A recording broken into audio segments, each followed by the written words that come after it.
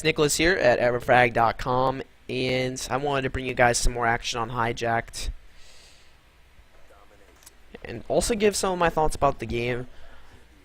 Basically what it comes down to is Call of Duty Black Ops 2 is a little bit of a disappointment for me. I had high expectations for it. I mean, the game is great, don't get me wrong, I do enjoy playing it and everything, but there's just a couple things that, you know, if I could nitpick, I guess I will, and I'll put those thoughts out there in this video. The fact of the matter is that there's no dedicated servers. I was led to believe that there were dedicated servers, and yeah, there are dedicated servers and they are Treyarch's, but we can't control them. We can't change the settings of the game. We can't do a lot of the things that was there in the original Black Ops, and I have to really say I did enjoy the original Black Ops because it did have dedicated servers. You know, the maps are really well balanced for competitive play. Nothing like Call of Duty 4 by any means, but I think it was a real revival to the PC community after Modern Warfare 2 was a complete disappointment for us PC competitive gamers. I know I'm getting a little off track here, but basically this game allows no freedom. The maps are very set to the way that Treyarch wants you to play them. I know in the original Black Ops, yeah, there was dedicated servers. Yeah, there was quite a few issues with it. There was no mod tools until 8 months later. There was big FPS issues if you didn't have a good computer, and those are some of the good things that this Black Ops 2 game did. It fixed the FPS issues. I mean, I'm streaming right now and getting 125 FPS constant. I'm making videos and getting 125 FPS constant, and I'm doing a lot of the things that I wouldn't be able to do in Black Ops when it came out.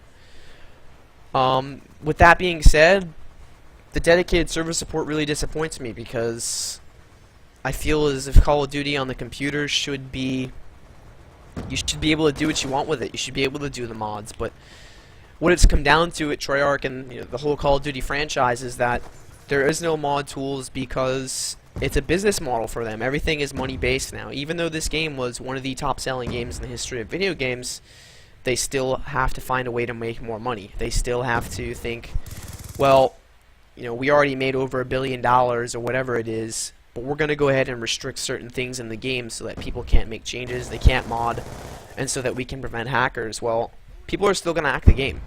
There's nothing that says that people can't hack it. It's not too hard to get by an anti-cheat. It happens in every game in the history of man. There's nothing you can really do to prevent that except for third-party programs.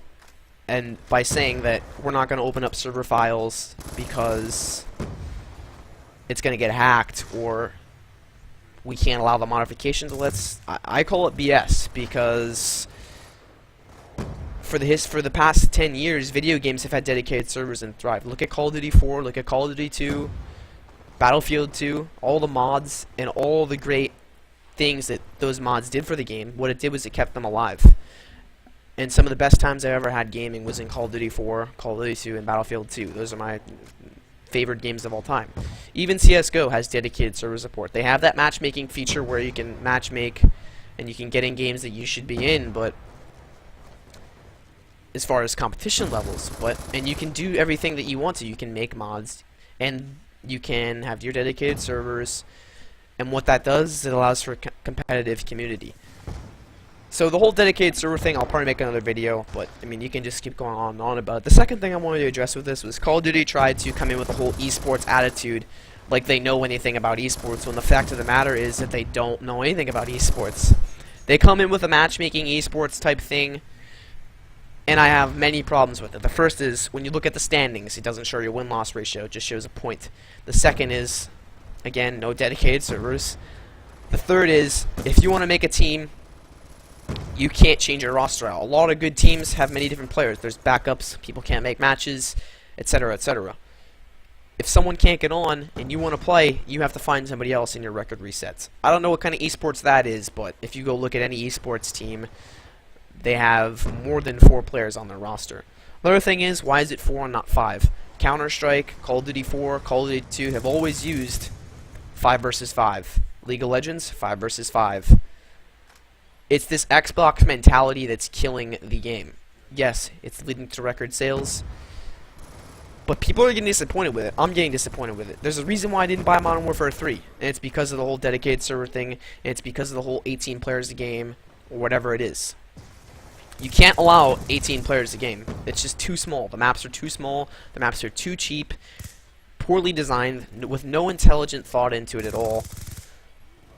There's no choke points. It just seems like, let me just run out. There's certain things that just allow no freedom in this game, and the maps just seem very narrow-minded to me. You look at a map like Crash, you look at a map like Strike, you look at a map like Karen 10 and Call of Duty 2 or Touche, and all those maps, they had freedom, a sense of freedom to them. They weren't too small. They had a lot of different dynamic elements on the map that you could utilize to your advantage. It just seems like here in this map, it's, as I said, very narrow-minded. There's certain ways to go. If you don't go this way, you're not gonna to win the game. If I want to get these kill streaks and I want to do really good, I have to play a certain way that I don't enjoy playing, because just the way that people have locked down certain areas of the map, and it's too small. Every map is too small in my opinion, and the maps are too big. Don't make any sense. Like, I think it's the map on Los Angeles, Aftermath, I believe, whatever it's called. Even in Black Ops, I really enjoyed the maps. I know there was Nuketown, but come on. Then the other thing is the guns and the attachments and all that other stuff, and the kill streaks. It just seems like it got way too involved. I don't know why it's involved in the esports thing for the championship series or whatever they call it, but if you go look at every past competitive Call of Duty game, there's never been kill streaks or any of that sort, so I don't understand that. And so that's my thoughts on the game. Do I enjoy playing it? Yeah, I do. It's a fun game to play, but there's many flaws with it, and I'm struggling to find out why they ditched the model from Black Ops with the dedicated servers. I enjoyed having the dedicated servers. Even if it was capped at 18, we got our dedicated servers, we got our mod support. It shouldn't be capped at 18. There should be a 32-player game. That's all. That's really all you need to say about it. As far as my anticipation for the new Call of Duty, I'm not going to buy it if there's no dedicated servers on the PC.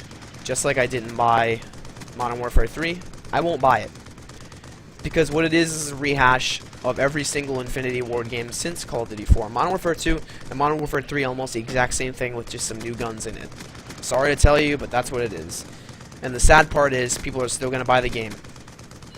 I bought this game because A, I was looking for something to do that was different, and B, I had some hope in mind that it was going to have any sort of competitive experience, some mob tools, dedicated servers, whatever, what have you, but it was a complete letdown on that front, although I kind of knew going into it that it was going to be like this. So, those are my thoughts on Black Ops 2. If I had to rate it out of 10, I would give it a 7. It's just too narrow-minded. It just seems like they want you to play their game a certain way, and that's not how I grew up playing video games. I grew up playing video games with Battlefield series and Call of Duty 2, where it was just the basic elements, where it was the basic rifle, no perks, no running, none of that stuff. And even Call of Duty 4 was good enough because it had perks that were sensible, had kill streaks that were sensible, nothing too involved, and that's why I liked that game. Back to the commentary of the game here. I was pretty much demolishing. That guy just decided to cook a nade there, but I don't know. In the future, I definitely want to put up some coverage on, COD 10, because I think we need to stand up as a community, a PC community, a united community, and say, listen, this isn't what's acceptable for us anymore. And I know we've done it before and it didn't work, but saying we're going to boycott something, you can't do that because people are always going to buy the game. There's no possible way you can do that, but I don't know. We need to do something because the quality of games that they're putting out, it's not worth the $60 price tag. If I'm going to pay $60, I want to be able to play a game that I can control. And by jumping into a game where it's 10 minutes per half every time and you can't change any of the settings, that's not fun to me. It's not my game, clearly. It's clearly not the game I own. If everything I play, if I have to vote for the map and I don't get the map I want, I like the joy of being able to go into a server browser and choose, okay, I like this map, this is what I want to go to. So, I don't know what we can do to change this, but if we stand up as a community, and we have months and months now, although the next game is already in development, probably almost completed, because at E3 they'll announce the next Call of Duty. I think we can stand up as a community and say, hey, this isn't acceptable. Let's choose something that we want to play and something that we're gonna feel that we spent our $60 worthy on. So if you feel the same way I do, post a comment, thumbs up, subscribe, do what you gotta do. I do appreciate every bit of support I get, and don't forget to visit